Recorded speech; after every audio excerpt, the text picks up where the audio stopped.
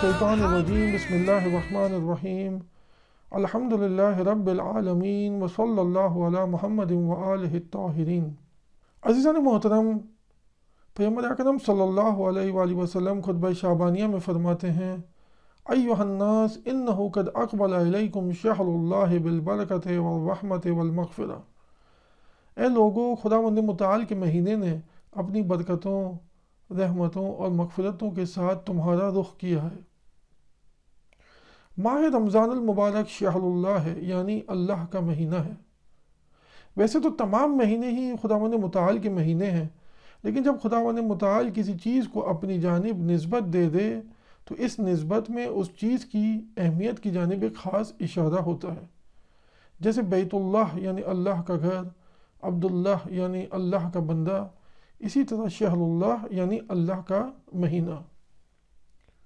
اب سوال یہ ہے کہ اس مہینے میں ایسی کون سی خاص چیزیں ہیں کہ جن کی وجہ سے خداوند متعال اس مہینے کو اپنی جانب نسبت دے رہا ہے؟ تو وہ بہت ساری چیزیں ہو سکتی ہیں، جن میں سے 3 کی جانب آپ صلی اللہ علیہ وآلہ وسلم نے اس خطبے میں ارشاد فرمایا ہے، یعنی برکت، رحمت اور مغفرت۔ اب ان 3 چیزوں کو ایک ایک کر کے دیکھتے ہیں۔ ماہ رمضان المبارک برکتوں کا مہینہ ہے۔ برکت یعنی رشد، تسلسل اور دوام، جسے ہم انگلش میں کہیں گے گروتھ اینڈ کنٹینیوٹی۔ پس ماہ مبارک رمضان میں ایک مومن جو بھی عمل صالح انجام دیتا ہے، اس عمل میں خداوند متعال کی جانب سے ایک خاص عنایت اور برکت شامل ہو جاتی ہے، جس کی وجہ سے اس نیک کام میں تسلسل اور دوام آ جاتا ہے۔ اگر اس کو آسان کرنے کے لیے ایک مثال سے سمجھنے کی کوشش کریں تو جیسے جب کوئی شخص کوئی نیک کام انجام دیتا ہے، مثلا اگر کسی نے کسی مومن بھائی کی مدد کی اپنے مال کے ذریعے سے، تو ہم کہتے ہیں کہ خداوند متعال تمہارے مال میں برکت دے، یعنی تمہارے مال میں مزید اضافہ ہو اور یہ جو نیک کام تم نے شروع کیا ہے اس میں مسلسل اضافہ ہوتا رہے، یعنی تم اور بھی لوگوں کی خدمت اور مدد کرتے رہو۔ اسے کہتے ہیں برکت۔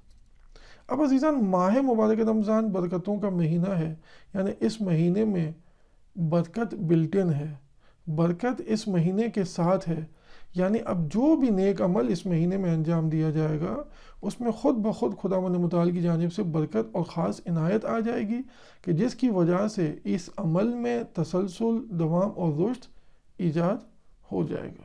دوسری چیز جو اس مہینے میں مہم ہے وہ یہ ہے کہ ماہ رمضان المبارک رحمتوں کا مہینہ ہے، یعنی جیسے ہی یہ مہینہ شروع ہوتا ہے ہم خداوند متعال کی رحمت خاص کے سائے میں آ جاتے ہیں۔ ویسے تو عزیزان، اس کائنات میں موجود تمام مخلوقات خداوند متعال کی رحمت کے سائے میں ہیں، لیکن رحمت خداوند متعال 2 طریقے کی ہوتی ہے، ایک رحمت عام اور ایک رحمت خاص۔ رحمت عام جو اس کائنات میں موجود تمام مخلوق سے مربوط ہے، لیکن رحمت خاص مومنین سے مخصوص ہے۔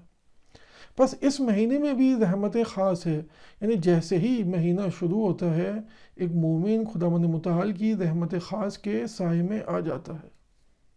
اس رحمت خاص کے بہت سے آثار ہو سکتے ہیں، جن میں سے ایک اثر یہ ہے کہ جب کسی مومن پر خداوند متعال کی خاص رحمت کا سایہ ہوتا ہے تو اس کے دل کو اطمینان حاصل ہوتا ہے، اور جب اطمینان حاصل ہوتا ہے تو اس کے دل سے دنیا کی محبت، مال کی محبت اور دوسری تمام غیر اللہ کی محبتیں نکل جاتی ہیں، اور اسی طریقے سے وہ خداوند متعال کی جانب رشد کر سکتا ہے۔ رحمت کے آثار میں سے ایک اور اثر یہ بھی ہے کہ جب کوئی شخص خداوند متعال کی رحمت خاص کے سائے میں آ جاتا ہے تو وہ خداوند متعال کے عذاب سے دور ہو جاتا ہے، اور اسی چیز کا ذکر پیغمبر اکرم صلی اللہ علیہ وآلہ وسلم نے اپنے خطبے میں بھی فرمایا۔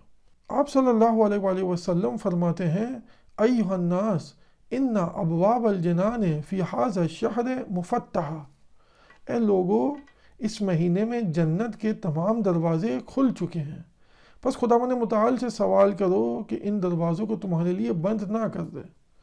اسی طریقے سے اس ماہ مبارک میں جہنم کے سارے دروازے بند کر دیے گئے ہیں، بس خداوند متعال سے سوال کرو کہ ان دروازوں کو دوبارہ تم پر کھول نہ دے۔ خطبے کے اس فراز سے ہمیں یہ بات بھی سمجھ آتی ہے کہ خداوند متعال کی رحمت اتنی زیادہ ہے کہ جب اس نے جنت کے دروازوں کو اس مہینے میں کھول دیا ہے تو ایسا نہیں کہ یہ مہینہ ختم ہوتے ہی وہ ان دروازوں کو ہم پر بند کر دے گا، یا اگر جہنم کے دروازوں کو اس نے ہم پر بند کر دیا ہے تو ایسا نہیں ہے کہ جیسے ہی جب مہینہ ختم ہوگا تو خداوند متعال ان دروازوں کو ہم پر کھول دے گا، بلکہ جو رحمت کے دروازے اور جنت کے دروازے کھول دیے گئے ہیں وہ ہمیشہ کھلے رہیں گے، مگر یہ کہ ہم اپنے عمل کے ذریعے سے ان دروازوں کو اپنے اوپر بند کر دیں۔ تیسری چیز جو اس مہینے میں مہم ہے وہ یہ ہے کہ ماہ مبارک رمضان مغفرتوں کا مہینہ ہے۔ روایت میں ہے کہ خداوند متعال اس مہینے میں ہر شب میں افطار کے وقت ہزار لوگوں کو جہنم کی آگ سے نجات دیتا ہے۔ اسی طریقے سے جمعے کے دن اور شب جمعہ میں ہر لمحے میں ہزار لوگوں کو جہنم کی آگ سے نجات دیتا ہے۔ بس آپ صلی اللہ علیہ وآلہ وسلم فرماتے ہیں توبوا الی اللہ من ذنوبکم، پس اس مہینے میں خداوند متعال کی بارگاہ میں اپنے گناہوں سے مغفرت کو طلب کرو۔ آپ صلی اللہ علیہ وآلہ وسلم فرماتے ہیں کہ وہ شخص شقی ہے کہ جو اس مہینے میں اپنے آپ کو بخشوا نہ سکے۔ اب آخر میں ہم خداوند متعال کی بارگاہ میں دعا کرتے ہیں خداوند متعال ہمیں اس مہینے کی برکتوں، رحمتوں اور مغفرتوں سے استفادہ کرنے کی توفیق عنایت فرما۔ وصلی اللہ علی محمد وآلہ الطاہرین۔